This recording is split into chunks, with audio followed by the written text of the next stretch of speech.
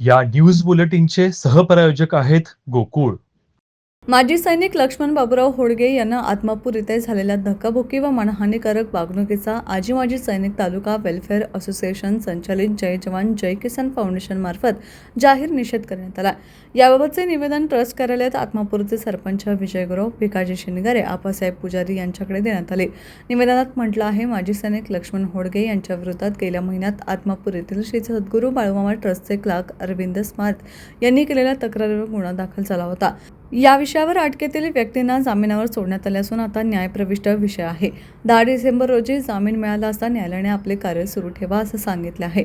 त्यानुसार 14 डिसेंबर रोजी होडगे यांनी बाळूमामा देवालय आदमापूर येथे कार्यालयात आले असता तुम्ही इथे यायचं नाही, काम करायचं नाही असं म्हणत धक्काबुक्की व शिवीगाळ करण्यात आली. त्यांच्यावर धक्काबुक्की व मानहानीकारक वागणुकीचा जाहीर निषेध करण्यात आला. यावेळी अध्यक्ष कुमार पाटील, पाळू पवार, मारुती चोपडे, बळवंत ढेकळे, जयवंत खोराटे, महादेव गोगरे, सोमगोंडा पाटील, नागप्पा दुंडगे, गुंडू सुतार यांच्यासह माजी सैनिक उपस्थित होते. टीव्ही नेक्स्ट साठी मोरगुडहून सर्जराव हाट.